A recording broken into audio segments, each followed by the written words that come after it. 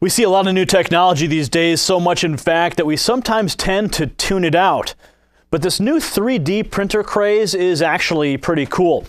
If you haven't seen it yet, the 3D printer can literally build your designs with a special computer program.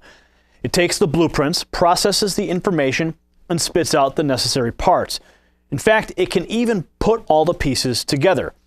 We've seen a 3D printer make a gun, a guitar, a camera lens, even medical instruments. All this is interesting, but this next thing is amazing. A giant 3D printer can literally build houses. We're seeing this now in China and in the United Kingdom.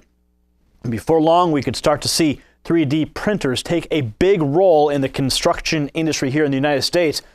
And thanks to a designer in Great Britain, the blueprints could be available on the internet. Take a look. Effectively, the idea is to make it possible to essentially share and then download a house, which you can then customize the design of and print out the parts for effectively using a machine called a CNC machine, which is essentially like a cross between your printer you have at home and a drill. And that, from a standard sheet material like plywood, that cuts out the parts, and that basically gives you a flat pack house, which you can then assemble in a few days really. That's Alistair Parvin. He's the founder of the WikiHouse Foundation. His design punches out all of the lumber to the exact specs, trusses, frames, walls, and windows. The whole thing ready for crews to put together. Meanwhile, over in China, video footage shows a 3D printer building 10 small houses in just one day's time. The rise of the machines is real.